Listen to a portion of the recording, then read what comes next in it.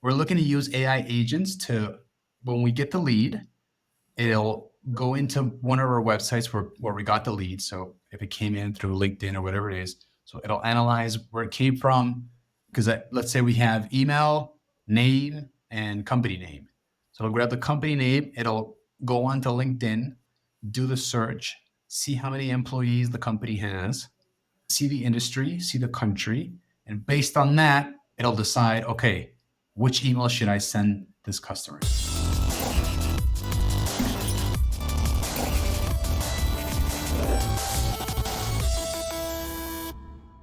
You're about to hear a conversation between two agency owners who collectively have over 30 years of experience helping brands sell millions of dollars. Enjoy the episode. Okay. All right. So I think today we can cover the Miami ad, breaking up with Spring Breakers. We can cover AI agents, Okay. and we can talk about. I had this thing where it's called like the invisible influencer, and I want to talk about that. What they are really, and like it sounds technically interesting, but it's actually very simple, and maybe dive into that. But anyway, so let's talk about this Miami thing. So yeah, I mean, this thing is it appeared in my Instagram feed at the end of February, pretty much, and it's a video where they are, some young people having like a one-to-one like conversation, like they're looking at the camera, like they're trying to break the fourth flame, and they're pretty much kind of like breaking up with Spring Break. And they're like, "Hey, we need to talk." And the other one is like, "Look, this is not working out anymore." Yeah. And it's definitely in Miami Beach. It was very iconic at the places where they're taking the shots and all that stuff. And rather than they become a little bit more of a serious tone where it's like, it's not it is me, it's definitely you.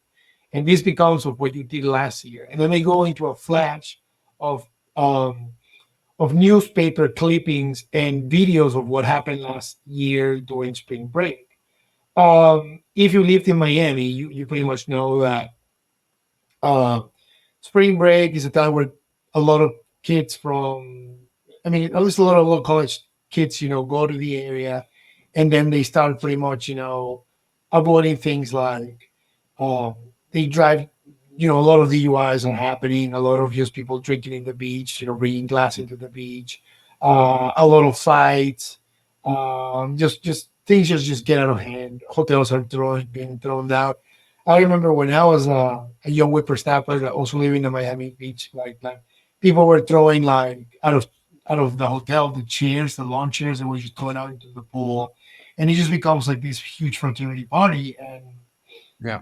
well, every year you just keep it escalating, and then this year pretty much the Miami City came up with this ad, very well placed, good timing, knowing the social media channels in a very good way, pretty much explaining that they don't want spring breakers to go over there. And how are they saying it? It's like, look, we don't want you because of all of these things that happen. And also, so if you still want to go, you're really aware of things like we're going to be doing random checks on bags at the beach. We're going to have limited access to the beach. We're going to implement a very strict curfew.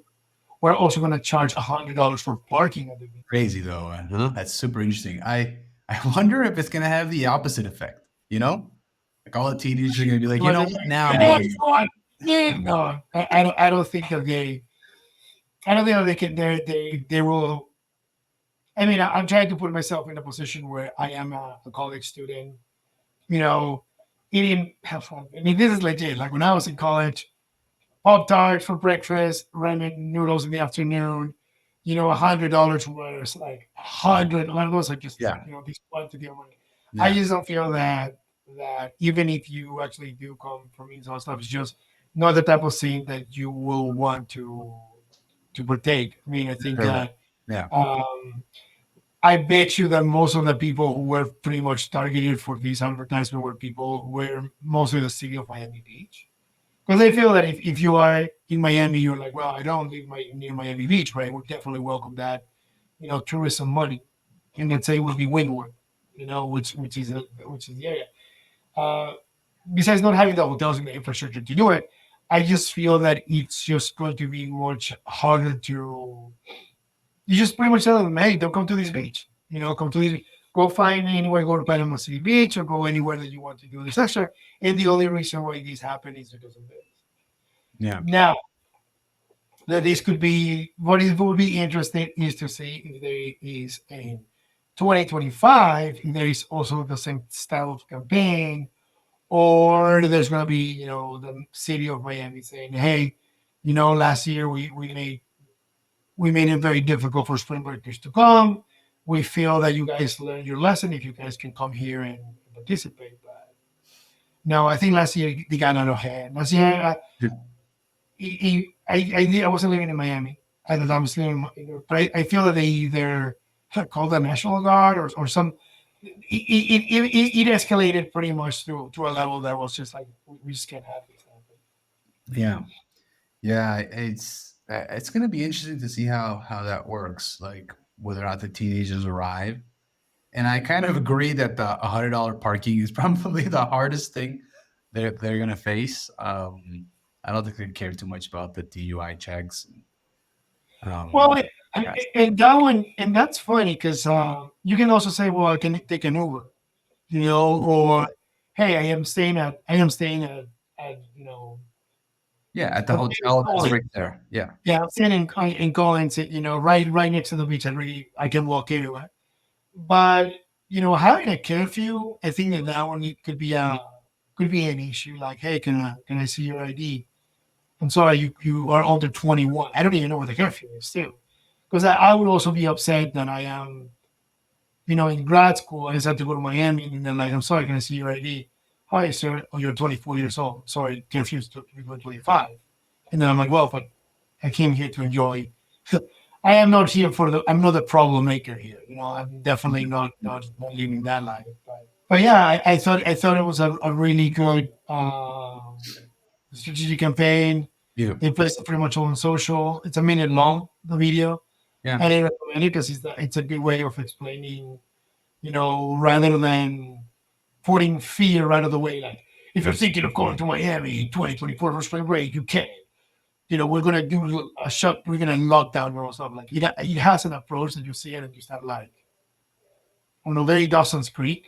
I don't know, but it's just like, Yeah.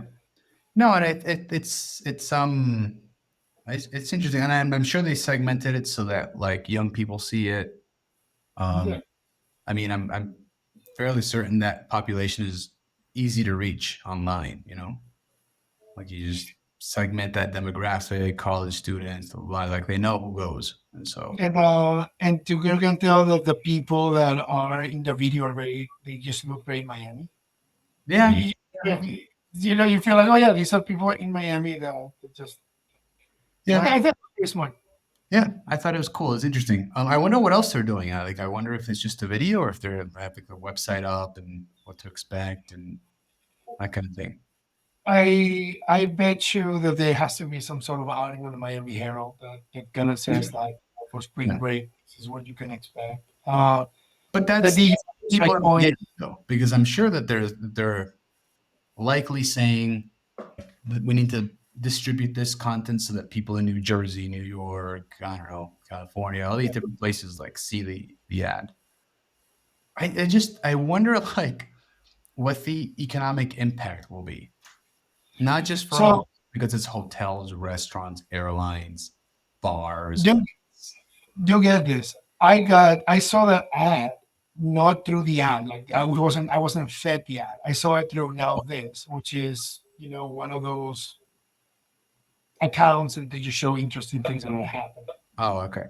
That the city of Miami probably reach out to them and say, "Hey, we need you to put this." I get it. Or that in its own merit, because again, the ad Yeah. is pretty quick. Yeah. Made it to the point, which I think that's kind of like what went down. Yeah. Whoever the marketing agency that took that on this project did really well. But then what is very interesting on this too is that is as you say, like, okay, so this is really effective. What will be the problem if it is really effective? And then you right now, all of a sudden I'm like, well, I don't want to go to Miami Beach. I don't want to have a DUI test. Point. You know, I don't want random people going into my bags.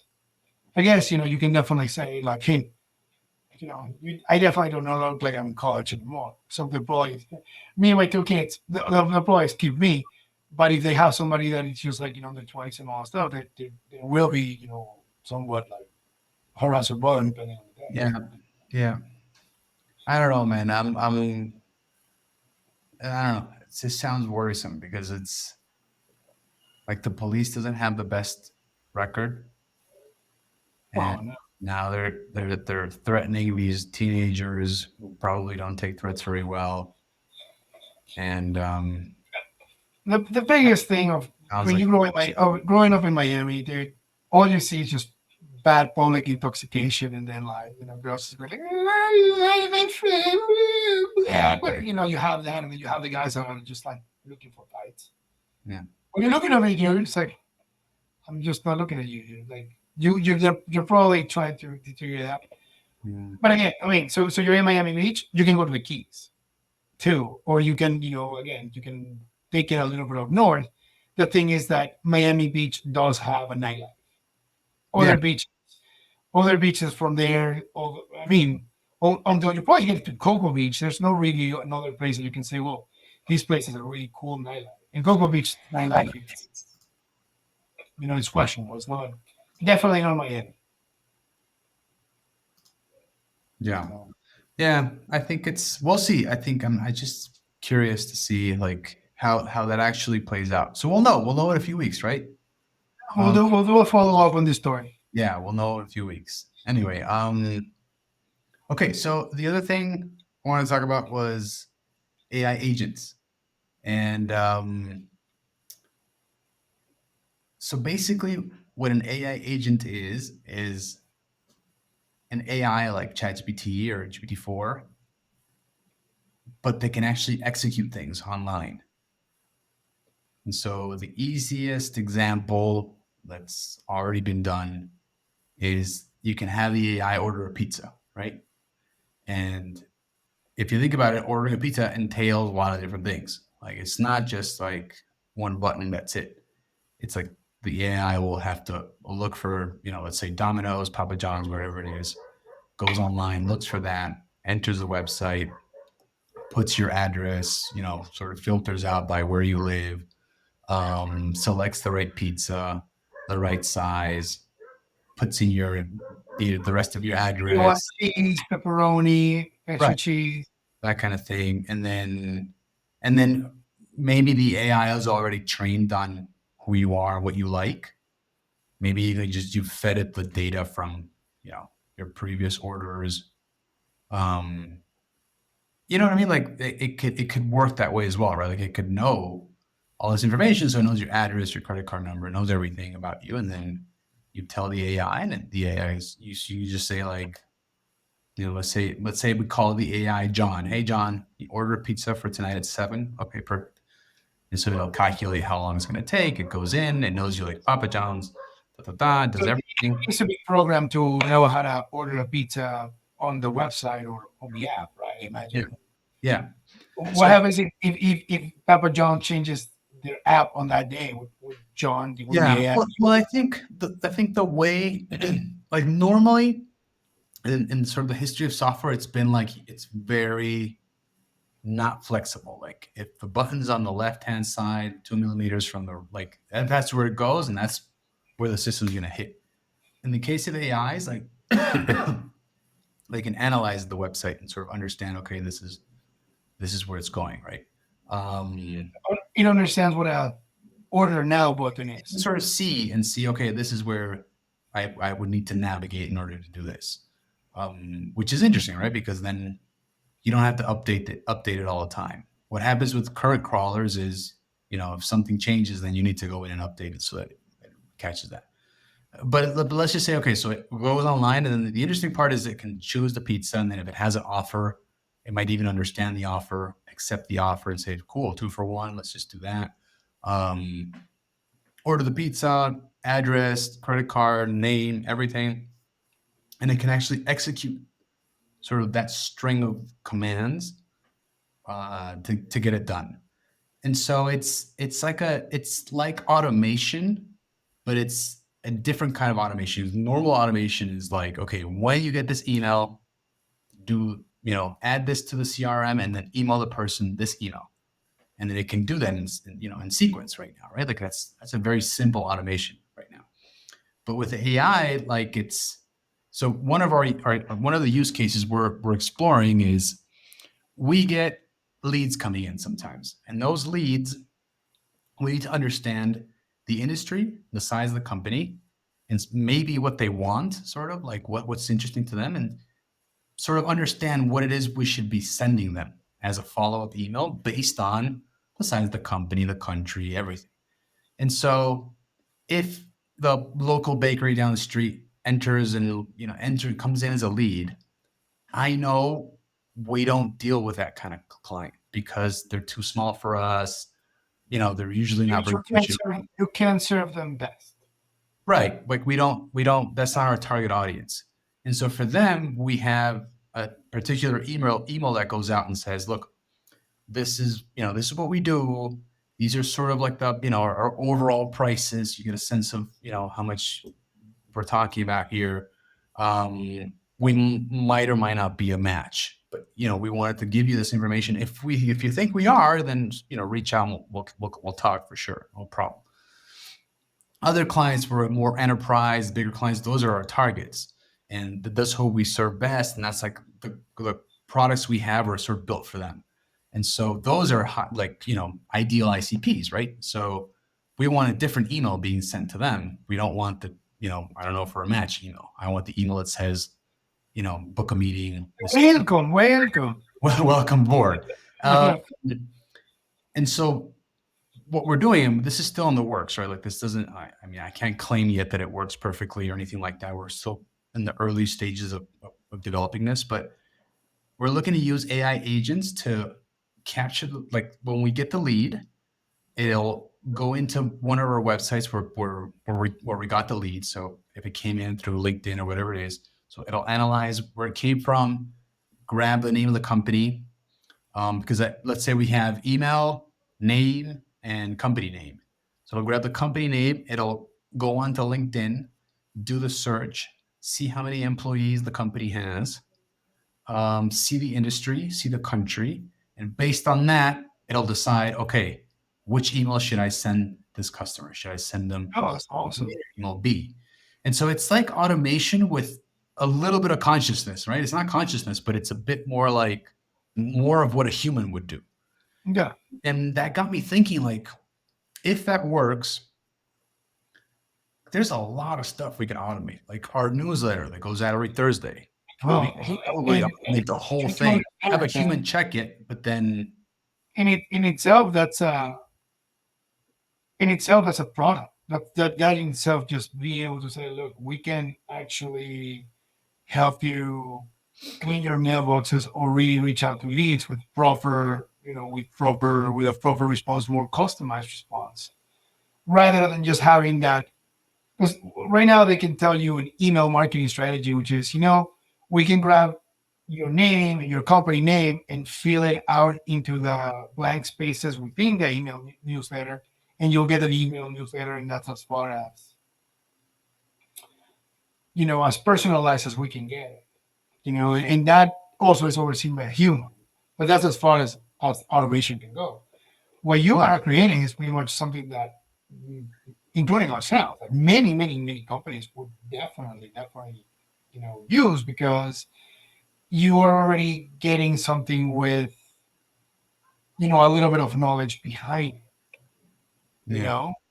And you can actually help delegate it if you have multiple verticals within your business. For example, if it is one is content creation, the other one is, video, you can actually say, okay, AI knows that this is a type of company, this is the industry and the vertical that they're at. They can investigate kind of like their fingerprint, a digital fingerprint, and then people just kind of deliver that to your hunter. I've seen some people develop something like that, like the lead management software, or maybe not software per se yet. It's like the agent doing part of that work. So the agent will go in and say, this lead came in. This lead is, I don't know, from a pharmaceutical company. And so, we have 100 sales reps, and I know these 5 deal with everything that has to do with healthcare, pharmaceuticals, and everything. So I know where to route it, but I don't just say, here's the lead from a Yeah. pharmaceutical company. I say, this pharmaceutical company has been around for the last 10 years. They're developing this drug. They looked at these things on our website. This is where they filled out the form. This is the context. These are the top people in the company. This is the CEO. He posts about this. Like, it could give you a ton of context, so that sales rep, when he's making the phone call, has like, look, I noticed you're calling in from, BN Pharmaceuticals. I know you've been around for 10 years. I know in marketing you've been doing this. Like, depending on what you want to sell them. And so I've seen people do that. But I think I don't think people understand like the size and scope of this, because it's not just automate the emails and have them go the right way. It's like, do the research for me, like prepare this presentation, like, go in and order the supplies I need, or, talk to this customer and then go into my back end and check their order and come back. It's, Yeah. it's just a new way of proceeding. Right. And, so I don't know. We're super excited. I really, really think like that's gonna. Oh, this is huge game changer. I'm super excited about that because exactly like when you're telling me this, I remember when I lived in China, my cousin's business relied a lot on ambassadors, and some of these ambassadors had secretaries, and the secretaries were pretty much their right hand men, or women, that they pretty much work with him, and they were extremely important because their job pretty much was to have all these prep and knowledge to give to the ambassador when we're going to meet with somebody. So it would be hilarious because he would be like, oh yeah, oh yeah, I would be in the line of the people that my cousin was very involved with politics with them. So like when I would go over there, the secretary would be like, "Oh yeah, this is Romulo. He's the general manager of Red Capital. They have 3 hotels here in Beijing. They're hosting us for the evening. Oh hi Romulo, hi, nice to meet you and all that stuff. Like from just that little to all the research that had to come, then that secretary was a proper buffer to understand to explain to the first individual what it is that they need to know to make the diplomacy better, easier, and faster.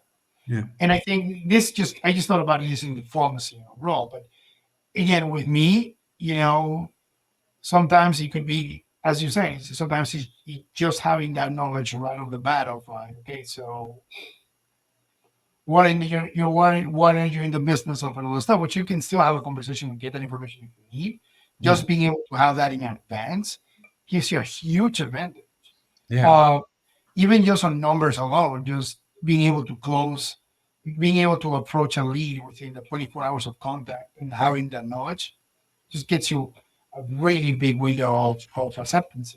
Yeah. No. And you know what though? Like and I think when people think about these things, they think about the most obvious use cases, right? Like the Yeah. ones we're talking about now. But I actually think you can probably grab your to-do list and then go one by one and say, okay, could an AI agent do this? Right? What I'm about to do. So for example, I just had a meeting with a client.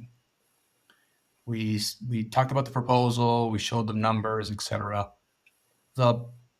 What they usually say is, okay, as a next step, could you please send me the email with the proposal? Blah, blah, blah, like, and that's just busy work. An AI agent could be on the call, transcribing the call, doing a summary, figuring out what it is they want or what they said. For example, on the presentation, they wanted us to add something to like, oh, just explain this better and add this. And so, AI agent could be like, okay, I heard the entire conversation. Would you like me to, 1, fix the presentation first, add the things they asked us for, put all the information of what we talked about into the CRM, that's step 2. And then before I send out the email, I'll show you the email. I'll show you the presentation, how I fixed it. and you approve it, and then you just click a button and it gets sent. And that's the kind of stuff where like it's a lot of busy work, right? Like I would have to go into the CRM, like that's And busy. that's a job. That's a That- job. that- That's that's a right. job. Yeah. That's a full job. And so and that's those are little tiny things on my to-do list, but I have more other stuff that even when you're like leading a company, you're being like the person sort of in charge, you still have a lot of stuff that you need to do that are sort of like mundane sometimes.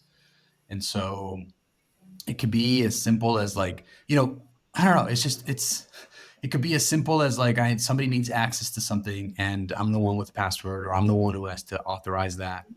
An AI agent could say, okay, who's this person? What's their email address? Give me, this. And it can also work as an executive assistant. Like it could say like, Isaac, I have 5 things for you. Could you have a quick look? And then, I log into the app and the app says, look, this person needs authorization. Should we grant it? Yes. But it's more like, yes, go ahead. It's not like, okay, let me open up the app, figure it out, invite them. No. It's yes, go ahead and execute. Now, I did one of those. Yeah, that's where we're going. Yeah. So, you definitely make them. so I think it's not just AI as we know it. ChatGPT, that's awesome. That's incredible. And we'll keep using that. It's the fact that we're going to be building out agents that execute things online. And so it could reach out to influencers. And if we're talking marketing, right? So it could reach out to influencers, reach out to leads. It could do cold emailing. It could do cold calling. I've already seen these apps that are doing cold calling, and it's just a robot and it's reacting to what the human is saying. It's a real live conversation, and the latency is quite small. So you don't really get the feeling that you're talking to a machine, you're talking to a human. I've seen these calls that were amazing. And so I think that's sort of where everything is going, is like, okay, we're going to automate a bunch of these things. We might still need the human in the loop. So I talked about our newsletter, for example. Our newsletter gets built from what we're reading as a team. We send it to a Slack channel, and we sort of save everything there. Oh, this is interesting for our audience, so we put it in there. The AI could basically go into that Slack channel, extract all that, write the pieces, put the headline on, go into our app where we send the newsletter. This is an agent, or this is just regular ChatGPT AI stuff? No, well, so it's both, right? Right now, the way we build out the newsletter is we send information to the Slack channel, and then someone on the marketing team grabs that and builds out like the newsletter, right? Like we have a format, and they build out the newsletter, and they use ChatGPT for some of the stuff, and to maybe do a summary of what the article is about, and then we build everything out. But even the fact, even just, so we're using AI already, but like an agent could go and say, I'll check the Slack channel. If there's not enough, I'll check the web, bring in some interesting stuff, put that together, go into Beehive, which is where we're sending our newsletter from, write everything in the format, in the way we want it. And it could, like at the end of the day, even we have a quote at the bottom. It can even write the quote. It could do everything, and then say, okay, this newsletter is ready to be checked. The only thing that I'm seeing here is there has to be a procedure. Like, it has to be a procedure. There has to be step 1, check Slack, get content. If content is not enough information, then check 2. Then you have a bracket. If it has enough content, then you proceed with this. If it doesn't have enough content, you have to. Yeah, you have to program in the tasks. So there are Yeah. tasks that you have to give the AI. But imagine a company that comes in and says, you know what, you'll pay us this much. We'll see what we can automate. What we can automate, we'll calculate how much you're saving, and then you'll pay a fraction of that as a monthly fee for us to maintain those bots, update them, make sure everything's working fine. And so this company would charge you an initial fee to take care of everything, and then a monthly fee because it's like software, right? You're paying for the execution of whatever it is you need. Exactly. I mean, in itself, that's just a business. That's a great business model. It's a great business. All you probably need is 2 or 3 companies that you can do a proper case study. Saying like, well, this is how we solve. This is how we solve this particular. Let's say one of the biggest things that companies have is, it's customer service.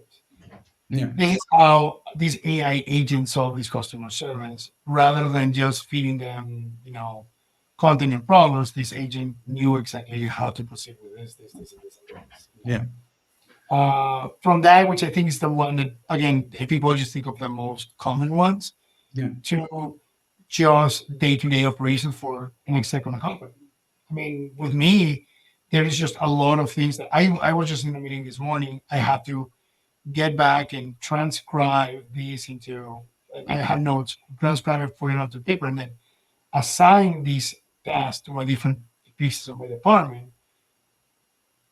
If the agent knew exactly that, the agent knows that, like, this content goes here, this content goes here, this content, you can just like let us know without even doing. And you know what? These agents actually have like the way it works is you build out specific agents. And so if you're trying to get like a number of tasks done, you can say, okay, this AI has been trained to write really good marketing copy. That's all it does. It's been fine-tuned to write really good marketing copy for this company.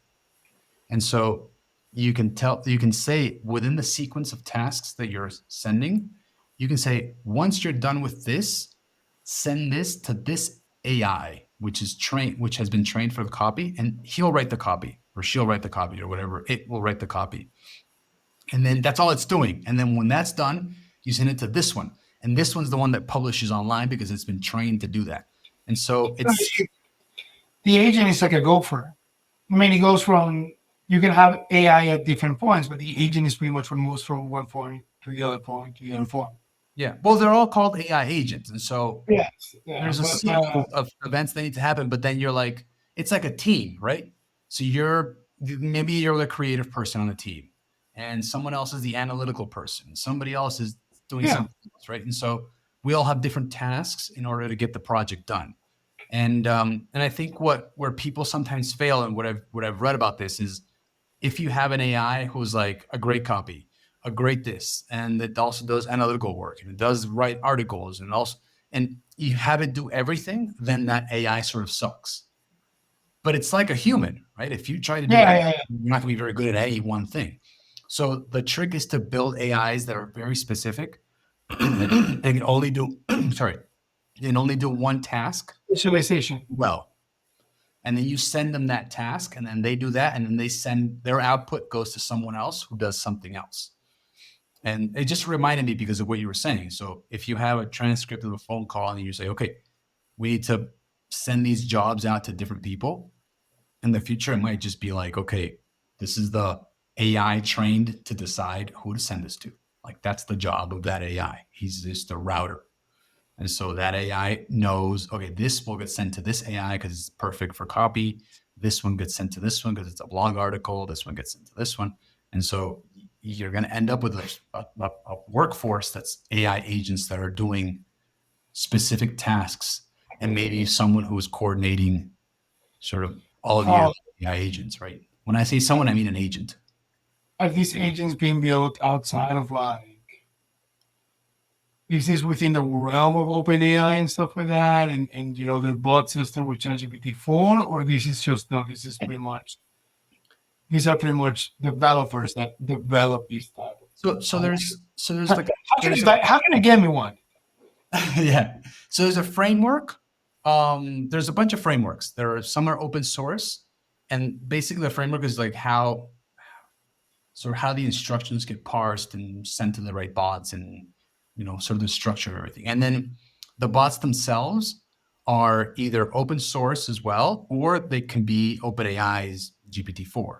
And so you could say, I'm going to fine tune GPT-4 from OpenAI so that it can write really good marketing copy for this company. I'm going to feed it and I'm going to train it so it knows how to write that. And then that bot is called Sarah, and Sarah gets built and it joins the team of AI agents, and Sarah's the copywriter. And if we have tasks that are part of the marketing department and that we're going to go through all of them, at some point, Sarah interacts and says, I took care of the copy, here it's a copy, and then it goes on to some other agent that we built. And then the other agents can be from OpenAI, or they could be open source. They could be Llama, they could be Mixtral, it could be a number of open source AIs that you're just bringing in to do specific jobs. But I think the trick is to fine tune most of them so that they can be really good at that specific thing.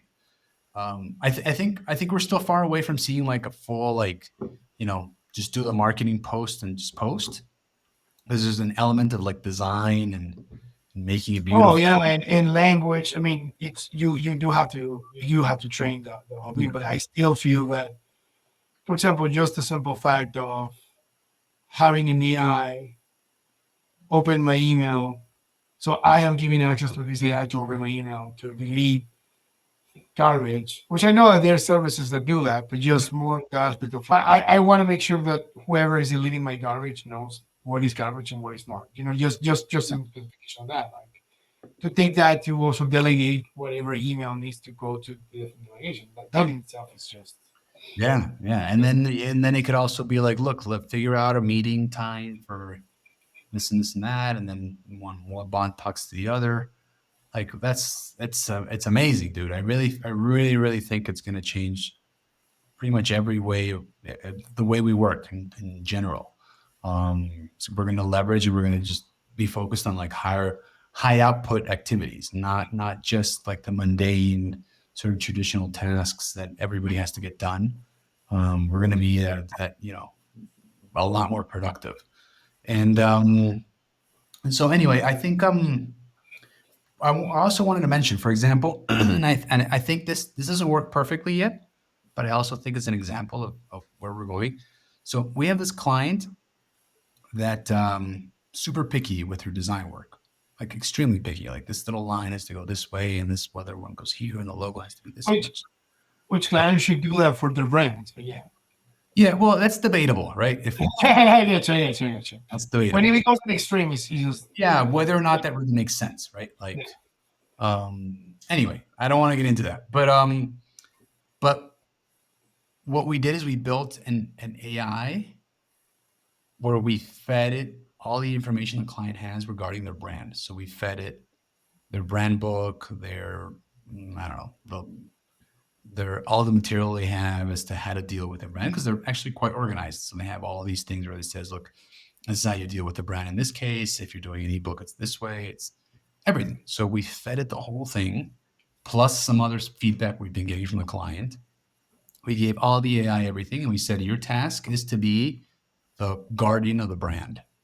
And so our designers will do a post for social media, for example, or for anything else, and then it gets fed into the AI, and the AI will understand whether or not that's that.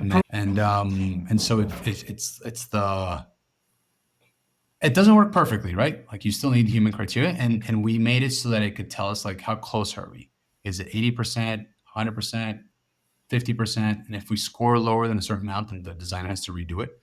But it's a way of having a referee that's actually like like a basic police. Yeah, no, I think it's great. I think that's really, really cool. Need to find out more about that, because then you can definitely use that, especially in an agency that has a lot of designers. Design work, yeah. It's just a good like. No, and the designer himself or herself can just upload the image, see what the score they got, and then but depending on the score, like whatever score you get, it'll tell you this is what needs to get fixed. Like, we check on the lines, check on the logo, check on this. The colors don't appear not to match. The font is probably the wrong one. Like it'll tell you what it thinks it's wrong. It's not perfect, right? This sounds amazing, but it's not like it's 100%. No. I yesterday I was doing something we used to have a client who needed to get more. We're missing from them more design. So some of the design that we're taking on, it's pretty much we're using AI to design some of the stuff. And one of them was just like a sofa, like a scene of a sofa. And they're like, okay, please change the please change the cushions on the sofa. And what it did is that it pretty much put two like mannequin heads on top of it. So yeah, you do again. This is like baby steps, but Yeah. Anyway,